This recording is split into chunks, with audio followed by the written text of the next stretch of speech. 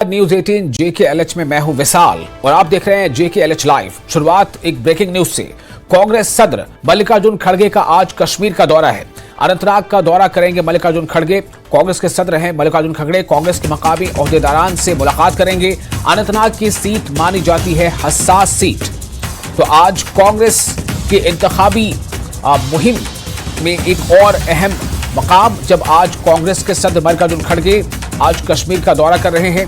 अनंतनाग के दौरे पर रहेंगे कांग्रेस के कौमी सदर मल्लिकार्जुन खड़गे।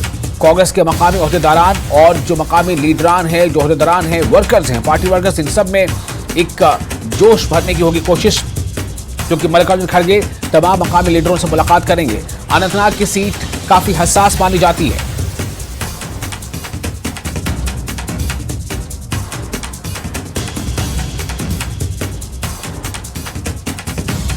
तो इंतखाबी तशहीरी मुहिम के नजरिए से कांग्रेस के ये एक बड़ा इक़दाम, कांग्रेस के जो वर्कर्स हैं, जो नेता हैं, जो कांग्रेस के उम्मीदवार हैं, उन सब का ये कहना है, ये मानना है कि मल्लिकार्जुन खड़गे चूंकि कौमी सदर हैं पार्टी के, इसलिए उनका आना पार्टी के लिए ही नहीं बल्कि जो अलायंस है उसके लिए भी ये मुफीद होगा।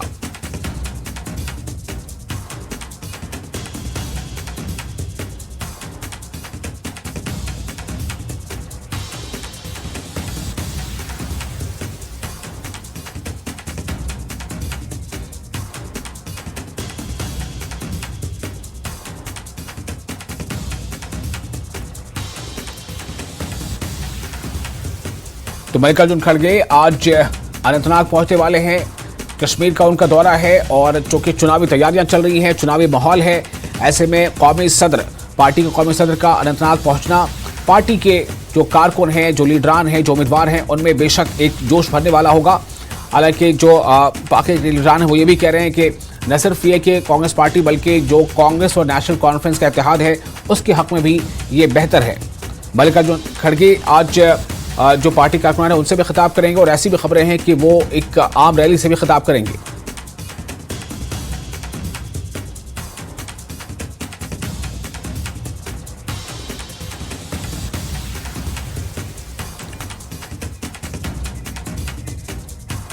और मुदस्सिर कादरी हमारे नुमाइंदे अनंतनाग से जुड़ चुके हैं इस खबर पर ज्यादा जानकारी के साथ। मुदस्सिर, क्या प्रोग्राम तय पाया है? क्या मल्लिकार्जुन खड़गे पहुंच चुके हैं या फिर अभी वक्त है उनके आने में? आज उनकी मशगूलियत क्या रहेंगी?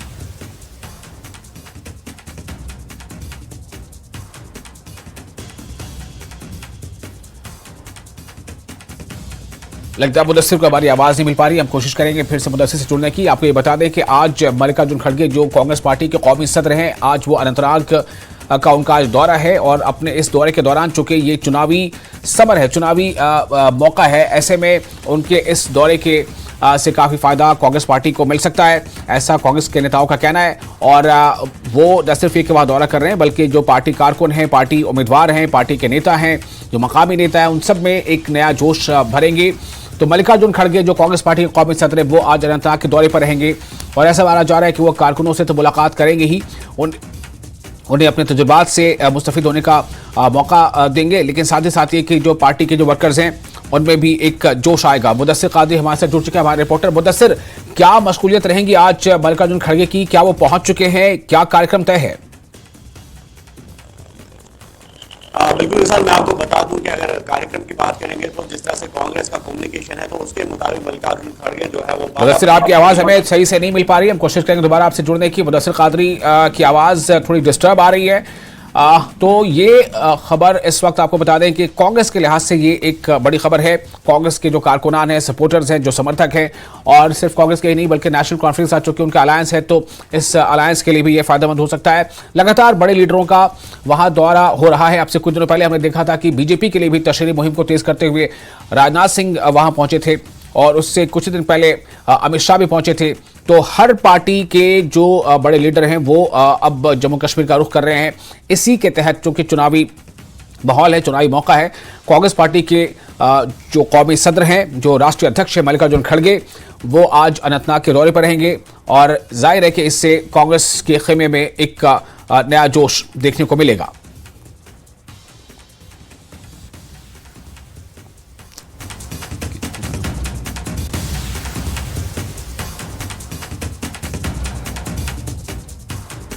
तो जैसा कि आप सभी को मालूम है, जम्मू कश्मीर के जो असेंबली के इंतखाबात हो रहे हैं, इस इंतखाब में कांग्रेस और नेशनल कॉन्फ्रेंस ने आपस में अलायंस किया है। तो कांग्रेस और नेशनल कॉन्फ्रेंस इन दोनों के बीच इत्तेहाद की पेश नज़र भी इस दौरे को काफ़ी अहम माना जा रहा है। हालांकि कई ऐसी सीटें हैं, कई ऐसे जगहों से कुछ खबरें इस तरह की भी आई हैं कि जहां पर कांग्रेस के कुछ नेताओं ने नेशनल कॉन्फ्रेंस से बहुत सख्त तनकीद की है। नेशनल कॉन्फ्रेंस ने भी उसका पलटवार करते हुए जवाब दिया। लेकिन मुझे लगता है कि अब चूंकि कांग्रेस के कौमी सदर खुद वहां अनंतनाग आज पहुंच रहे हैं, तो इससे एक माहौल साजगार होगा और जो कांग्रेस की कवायद है इंतखाबी तशरीह मुहिम को लेकर, उसमें एक तेजी आएगी।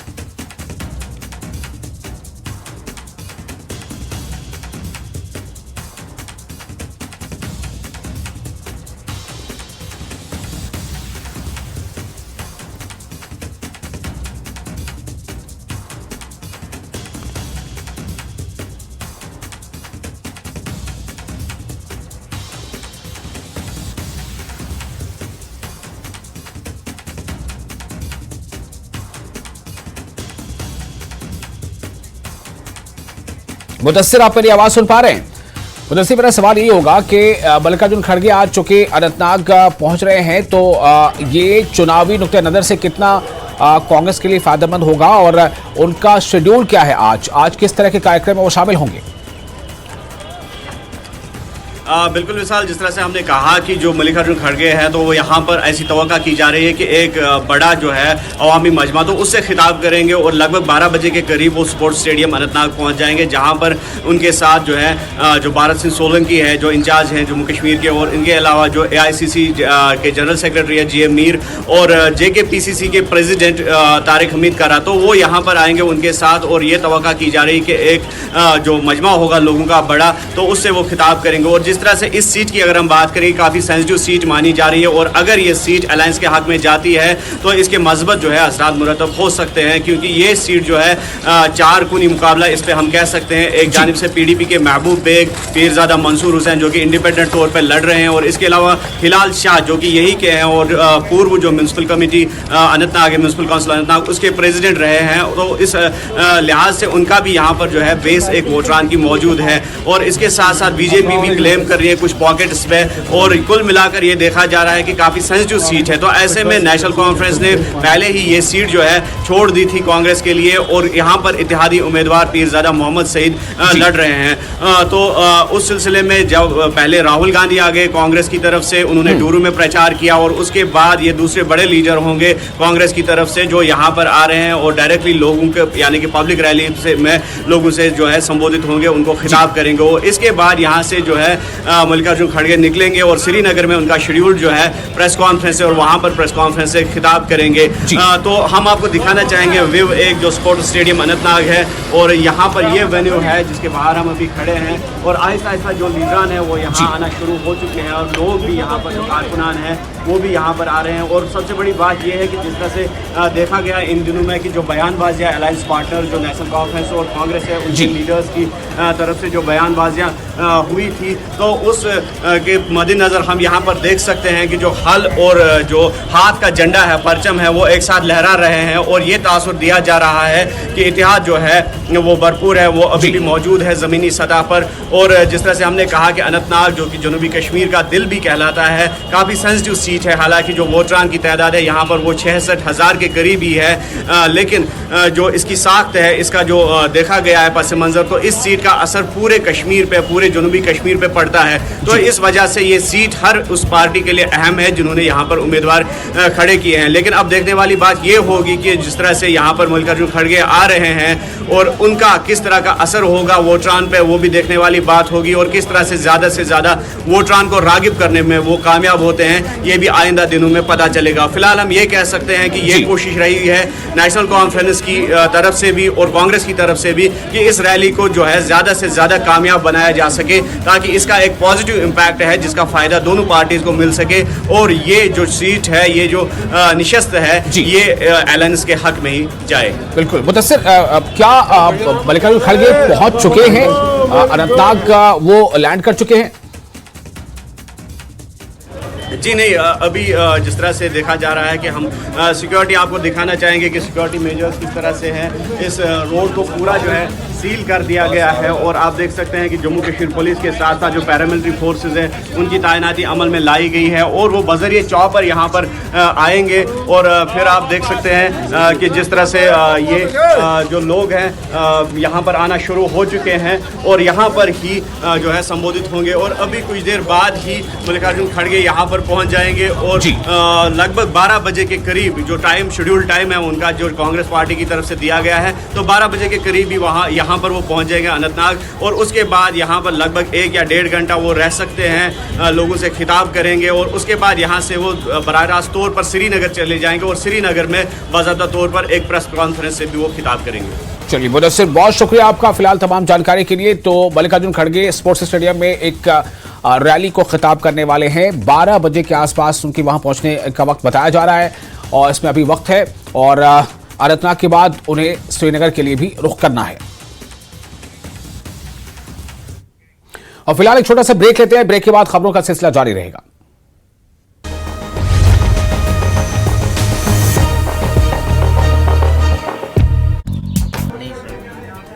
तो आपकी बार राज यही रहेगा, बदलेगा सर, बदलना पड़ेगा हमें। अच्छा, बदलना पड़ेगा। विधायक यहाँ कांग्रेस के थे, कुछ काम कराया उन्होंने? नहीं सर, इतना नहीं हुआ। नहीं कराया। काम हुए हैं लेकिन साझे काम हुए, पर्सनल काम नहीं हुए। पर्सनल काम नहीं हुआ, इसलिए लोग नाराज है। लोग चाहते हैं भी अपने काम होने चाहिए, साझे काम होते हुए यहाँ से।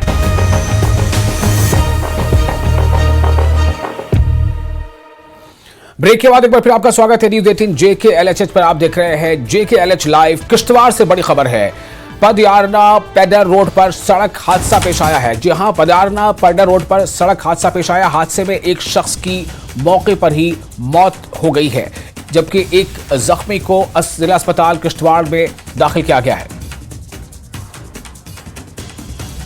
और ये वो तस्वीर है जाए हादसे की, जहां पर हादसा हुआ, जहां हादसा पेश आया। मकामी लोग भी वहां मदद के लिए फौरन पहुंचे और वहां से जो एक शख्स की मौत की खबर है, लेकिन जो जख्मी था उसे अपने कंधों पर बैठाकर वहां से लोग निकले और उन्हें अस्पताल में दाखिल कराया। किश्तवाड़ से बड़ी खबर, पदयारना पैडर रोड पर सड़क हादसा पेश आया है। इस हादसे में एक शख्स की मौके पर ही मौत वाक़ा हो गई है, जबकि एक शख्स जख्मी हुआ है। जख्मी शख्स को वहां मकामी अफराद ने वहाँ फौरन वो पहुंचे उनकी मदद के लिए। और जो खबर अब ये है कि जो जख्मी शख्स है उसे इलाज के लिए किश्तवाड़ जिला अस्पताल किश्तवाड़ में दाखिल किया गया है। और जम्मू के कचानक इलाके में फायरिंग, पाकिस्तान की जानिब से की गई फायरिंग। जी हां, जम्मू के कनाचक जो एरिया है, जम्मू के कनाचक इलाके में फायरिंग की खबर है। पाकिस्तान की जानिब से वहां फायरिंग की गई है। फायरिंग में BSF का एक जवान भी जख्मी हुआ है। हालांकि इस फायरिंग के जवाब में मुंहतोड़ जवाब दिया गया है और BSF के जो जवान वहां तैनात उन्होंने जवाबी फायरिंग की है, मुंहतोड़ जवाब दिया है। लेकिन इस दौरान BSF का एक जवान जो है वो जख्मी हो गया। रात तकरीबन 2:30 बजे पाकिस्तान की जानिब से फायरिंग की गई थी। BSF के सीनियर अफसरान भी मौके पर पहुंचे थे। इलाके में सिक्योरिटी को मजीद सख्त कर दिया गया है और अलर्ट पर है तमाम वहां पर जो सुरक्षा में तैनात जवान हैं।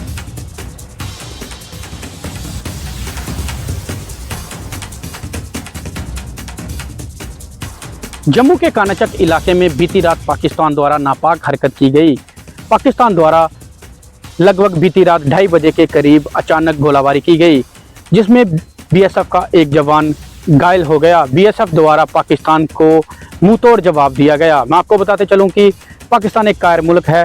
जिस तरह से जम्मू कश्मीर में विधानसभा चुनाव चल रहे हैं, उसके चलते पाकिस्तान इसी फिराक में है कि किस तरह से जम्मू कश्मीर में खलल डाला जाए। पर जो हमारी सिक्योरिटी एजेंसीज हैं बिल्कुल अलर्ट मोड पे है। चप्पे चप्पे को उनके द्वारा खंगाला जा रहा है। आसमान से लेकर जमीन तक नजर गड़ा के रखी हुई है ताकि पाकिस्तान कोई अप्रिय घटना ना घटा सके। न्यूज़ 18 के लिए सुनील सिंह बाबू, अखनूर। और बडगाम से नेशनल कॉन्फ्रेंस के उम्मीदवार उमर अब्दुल्ला ने आजाद उम्मीदवारों पर निशाना साधते हुए कहा कि वो मरकज की हिमायत याफ्ता हैं। उन्होंने आवाम से कहा कि वो होशियार रहें और कश्मीरियों को तोड़ने की साजिशों को नाकाम बनाएं। उमर अब्दुल्ला ने इंजीनियर रशीद को मिली अबूरी जमानत पर कहा कि ये वाज़ेह था कि उनको इलेक्शन के लिए जमानत मिलेगी, मगर लोगों को समझना चाहिए कि पार्लिमानी इंतखाबात में जिस मसले पर उन्होंने इंजीनियर को वोट दिया था वो मामला खत्म हुआ। अब इंजीनियर वोट मांगने के लिए रिहा हो रहे हैं और इलेक्शन खत्म हो गए तो वो वापस जेल भेजे जाएंगे। वक़ार रसूलवानी के बयान पर उमर अब्दुल्ला ने कहा कि उन्होंने कहा कि उन्हें थोड़ी कमी है, वो संजीदगी से गुफ्तगू नहीं कर रहे। सज्जाद बरकाती के इलेक्शन लड़ने को भी उमर अब्दुल्ला ने नेशनल कॉन्फ्रेंस के खिलाफ साजिश करार दिया। उन्होंने कहा कि जो जेलों में लोग हैं उन्हें नेशनल कॉन्फ्रेंस के खिलाफ मैदान में खड़ा किया जा रहा है।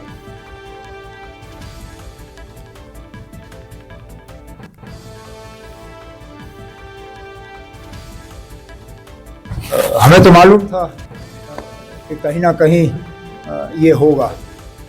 मुझे तो अफसोस बारामूला पार्लिमानी हलके के लोगों के लिए है, क्योंकि ये बेल उन्हें उनकी खिदमत के लिए नहीं मिला है। ये बेल उन्हें पार्लियामेंट अटेंड करने के लिए नहीं मिला है। ये बेल एक मेंबर पार्लियामेंट की हैसियत से काम करने के लिए नहीं मिला है। ये बेल मिला है सिर्फ़ और सिर्फ यहाँ वोट हासिल करने के लिए, और उसके बाद इनको वापस तिहाड़ लेना पड़ेगा और नॉर्थ कश्मीर के लोग दोबारा एक नुमाइंदे के बिना होंगे। अब वोटर इसको किस तरह से लेगा और इस फैसले का उन पे क्या असर होगा हम देखेंगे अभी। और बीजेपी तर्जुमान अल्ताफ ठाकुर ने कहा है कि सबको अदालत के हुक्म को मानना और उसका एहतराम करना होगा। अल्ताफ ठाकुर ने कहा कि उमर अब्दुल्ला ने इंजीनियर रशीद को अलहदगी पसंद कहा और उमर अब इसकी कीमत अदा करेंगे। इंडियन जुडिशरी दुनिया भर में मशहूर, और आज उसी जुडिशरी ने इंजीनियर रशीद को 2 अक्टूबर तक इंटरिम बेल दी है। हम उसका खैर मकदम करते हैं, वेलकम करते हैं और कोर्ट का फैसले का एहतराम हम करते हैं।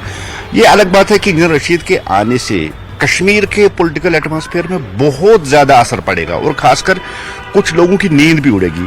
जहाँ तक मुझे याद है कि जब उमर साहब इलेक्शन हारे थे तो उन्होंने सैसिनेट लफ्ज़ इस्तेमाल किया है, और अब इंजीनियर रशीद वापस आ रहे, कंपेनिंग करने जा रहे। मुझे लगता है उमर साहब की जो बुखलाहट है वो बढ़ जाएगी और उमर साहब की नींद भी अब खराब होगी, क्योंकि उमर साहब को एक आदत है कि नेशनल कॉन्फ्रेंस को लगता है कि ये वरासत जम्मू कश्मीर के लोग उनको वरासत में मिले। इसलिए हर कोई पॉलिटिकल पार्टी, चाहे वो आज़ाद इंडिपेंडेंट लोग हो, चाहे वो कोई पॉलिटिकल पार्टी, हर एक को वो बीजेपी का बी टीम या बीजेपी के एजेंट बताती है। मैं उमर साहब से सवाल करना चाहता हूँ, आप कब बने थे बीजेपी के एजेंट?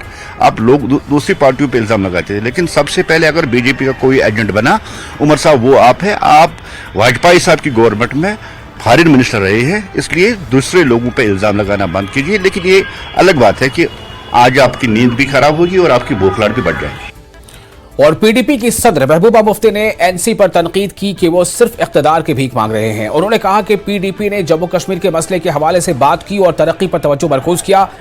जंदगाम पुलवामा में पीडीपी सदर ने अवामी इज्तिमा से खिताब किया और कहा कि पीडीपी ने लोगों को इज्जत दी। पीडीपी ने मसले कश्मीर पर हमेशा बात की है। उन्होंने कहा कि एक तरफ जमात इस्लामी पर पाबंदी आयद की गई है, ताहम दूसरी जानिब से उनके इंतखाबात में आगे आने के दावे किए जाते हैं। महबूबा मुफ्ती ने कहा कि हुकूमत अगर चाहती है कि जमात इस्लामी जमहूरी अमल का हिस्सा बने तो उन पर आयद पाबंदी को हटाया जाना चाहिए। पीडीपी उम्मीदवार वहीदुर रहमान परा और सैयद बशीर ने भी इस मौके पर खिताब किया। कश्मीर में जुल्म सितम हो रहा है उसके हवाले से बात करती है, और इसके अलावा जो पीडीपी का रिकॉर्ड रहा है जम्मू कश्मीर में तरक्की के हवाले से, रास्ते खोलने के हवाले से, यूनिवर्सिटीज और कॉलेजेस बनाने के हवाले से, एम्स बनाने के हवाले से, रोजगार देने के हवाले से, रहबर तालीम में लाखों लोगों को रोजगार दिया, उसकी वजह से जो बाकी जमातें हैं वो घबरा रही है। उनके पास, लोगों के पास माफी मांग के ने के सिवा और कोई चारा नहीं। जो हमारे जेलों में नौजवान हैं वो सालों से जेलों में, और उनको उनके माँ बाप को उनसे मिलने नहीं दिया जाता है। दूसरी तरफ से जेलों से लोग इलेक्शन लड़ते हैं, उनकी पार्टियां बनती हैं, उनकी गाड़ियां चलती है, उनको सिक्योरिटी दी जाती है। यहाँ तक कि जब वो हमारे कैंडिडेट पे हमला करते हैं यावर बाटे पे, तो पुलिस उनके खिलाफ एक्शन लेने के बजाय हमारे जो वहाँ के कैंडिडेट है इलेक्शन कमीशन उसको नोटिस भेजता है। पीडीपी सदर महबूबा मुफ्ती ने आज यहाँ पर चंदगाम पुलवामा में बाज़ाब्ता तौर पर एक अवामी रैली का यहाँ पर खिताब किया है, तो उन्होंने यही कहा है कि जो इस वक्त जो नेशनल कॉन्फ्रेंस की तनकीद की है कि वो सिर्फ इक़्तिदार के पीछे है, जबकि उन्होंने ये भी कहा कि जमात इस्लामी का जो कहा जाता है कि वो इंतखाबात में आ रहे हैं या फिर दूसरी सरगर्मी में आ रहे हैं, जबकि उन पे पाबंदी आयद है और उन पे NIA के केस है। तो यहाँ पर यही देखा गया कि आज पहली बार पुलवामा की इस कॉन्स्टिट्यूंसी में पहली बार इतनी बड़ी गैदरिंग यहाँ पर PDP की जानिब से की गई है। बिलाल खान, न्यूज़ 18, चंदगांव, पुलवामा। और नेशनल कॉन्फ्रेंस के नायब सदर उमर अब्दुल्ला ने किश्तवाड़ का दौरा किया। उन्होंने NC उम्मीदवार सजाद अहमद कुचलू और पडर नागासेरी हल्के के उम्मीदवार पूजा ठाकुर के हक में इंतखाबी मुहिम चलाई। उमर अब्दुल्ला का कहना है कि 2014 में BJP ने इस जमात के साथ हाथ मिलाया, जिसके खिलाफ वो हमेशा बयान दिया करते थे। उन्होंने कहा कि जम्मू कश्मीर में भी उन्होंने 2014 में मुफ्ती साहब की शक्ल में डबल इंजन की हुकूमत देखी, जिसने आवाम को मसाइब के अलावा कुछ नहीं दिया। उमर अब्दुल्ला ने कहा कि उन्होंने कभी मजहब के नाम पर वोट नहीं मांगा है और न ही इलेक्शन लड़ा है। उन्होंने कहा कि BJP के इक़्तिदार में आते ही दहशतगर्दी उरूज पर पहुंच गई है।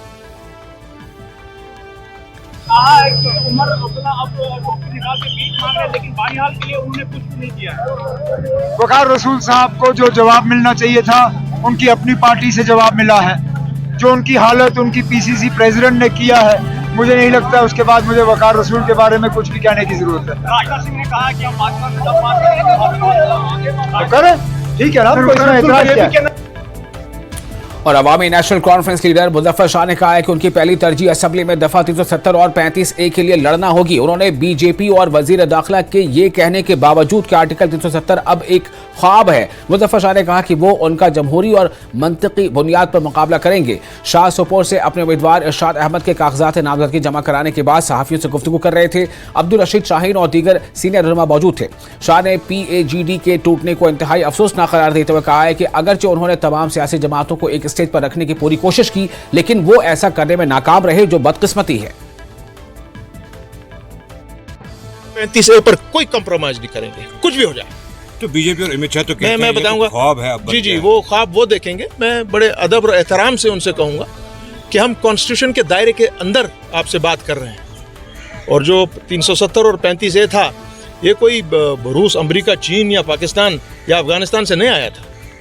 ये हिंदुस्तान के फोर फादर्स ने कानूनन, आईनन, पार्लियामेंट के थ्रू, कॉन्स्टिट्यूएंट असेंबली के थ्रू, हिंदुस्तान की कॉन्स्टिट्यूएंट असेंबली को, जम्मू कश्मीर की कॉन्स्टिट्यूएंट असेंबली को दिया है। और हम कोई ये उनसे कोई भीख नहीं मांग रहे हैं, ये हमारा हक है। और कांग्रेस पार्टी के चीफ तर्जुमान रविंद्र शर्मा ने कहा है कि अगरचे उम्मीदवारों की फहरिस्त पर पार्टी में इख्तिलाफात हो सकते हैं, मगर पार्टी के मफाद में सभी को पार्टी के फैसले का एहतराम करना चाहिए। उन्होंने इतराफ किया कि NC और कांग्रेस उम्मीदवारों के दरमियान कुछ मसाइल सामने आए हैं, लेकिन पार्टी ने इसका संजीदगी से नोट लिया है। लोग लड़ रहे हैं चुनाव, कांग्रेस पार्टी कम लड़ रही है, कैंडिडेट कम लड़ रहे हैं। लोग भारतीय जनता पार्टी को सवाल पूछ रहे हैं। जो वादे उन्होंने जम्मू के साथ किए थे, 26 विधायक उन्होंने यहाँ से जिताए थे, आज न ज़मीन बच रही है, न नौकरी बच रही है। बेरोजगार सड़कों पे घूम रहे हैं, डेली वेजेस हड़ताल भी नहीं कर सकते, मुलाजिम बोल भी नहीं सकते। इस किस्म की जमहूरियत है, इसलिए हमारे कैंडिडेट को पार्टी लड़ती है। कैंडिडेट जो भी है वो मैंडेट पे होता है, इसलिए ये कांग्रेस पार्टी की कैंडिडेट है। हमें विश्वास है कि जम्मू की जनता महंगाई, बेरोजगारी, और 2014 से 10 साल के बाद चुनाव हो रहा है, 2019 के बाद ये बताएं क्या उपलब्धियां हैं। और इस वक्त ब्रेकिंग न्यूज आपको दे रहे हैं। Jammu Kashmir terror funding case मामला, बारामूला के MP इंजीनियर रशीद की बाकायदा जमानत की दरख्वास्त पर फैसला मुअख्खर। Patiala House Court engineer Rashid की बाकायदा जमानत की दरख्वास्त पर 5 अक्टूबर को सुनाएगा फैसला। अदालत ने कहा कि रशीद इंजीनियर जो है वो 2 अक्टूबर तक अबूरी जमानत पर हैं।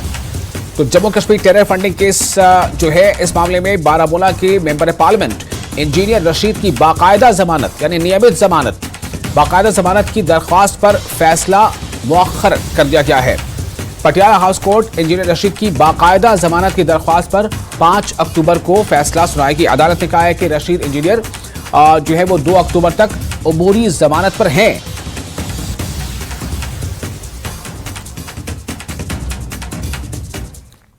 और इसी के साथ इस बुलेटिन में फिलहाल इतना ही, लेकिन न्यूज़ 18 JKLH पे लगातार बड़ी और अहम खबरों का सिलसिला जारी रहेगा। आप बने रहे न्यूज़ 18 JKLH के साथ। मैं हूं विशाल।